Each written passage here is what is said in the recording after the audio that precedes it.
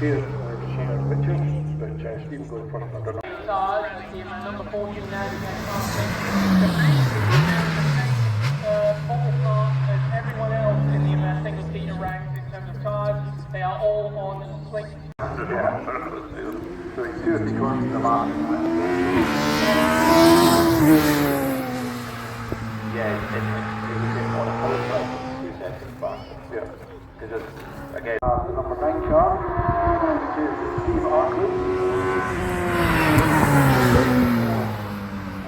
5 seconds, 91 results.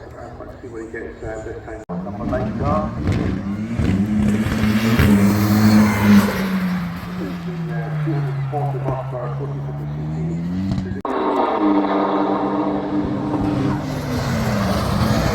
into top as he goes then.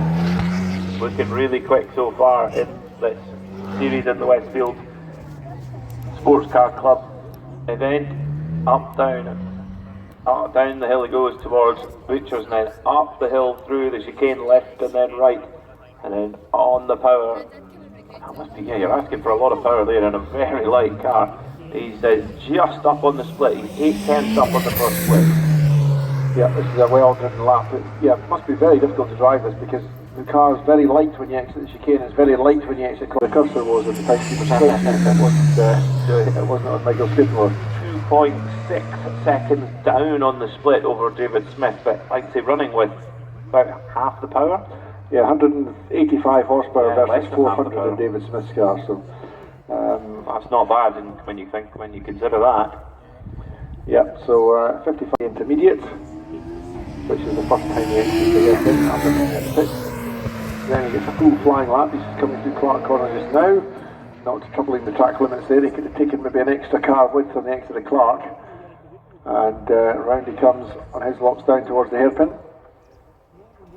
Now we did get some insider information on lines into the hairpin, but we'll save that for when the big single seaters are out on track. Number 57 of mixed in, and on the split he's down by just over a second and no more.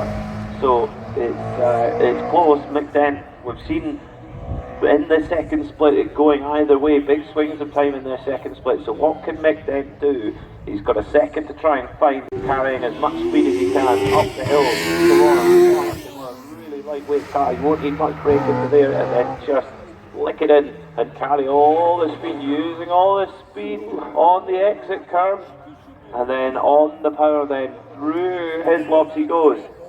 He's got a 110.85 seconds to beat. Moody 2.7 seconds down on the split then.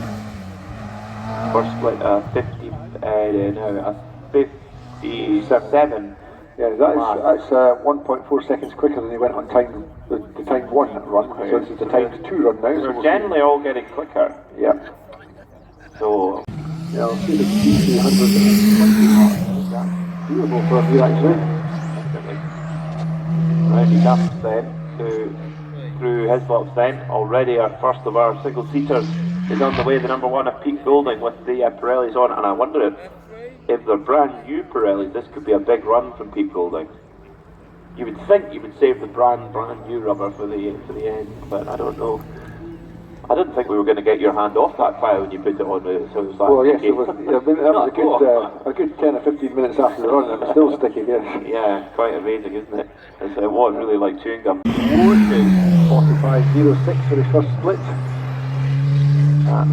Fairly competitive, I would say. It's just fractionally quicker. It's 1600s quicker than they went the last time round. He'd be feeling his way on these tyres though, just making sure they're gripping to the level he expected. And this lap then could be quick. They're going through his block because these cars are going so quick and they're so close to the ground that we were hearing, weren't we, Doc, from Stuart Robb, that it was super bumpy out there. But you're just carrying so much speed through his lot, through the beam. More aerodynamics in this car more than it is to support the weight of the chassis. So they're bone hard ride until the aerodynamics take effect and they start to move on the springs. The result of that is that if they encounter some of the bumps down in the hairpin, and it means they compromise the bumping, but the car remains drivable and controllable for them when they're close to the hairpin. So you may see him on a strange line through the hairpin this time.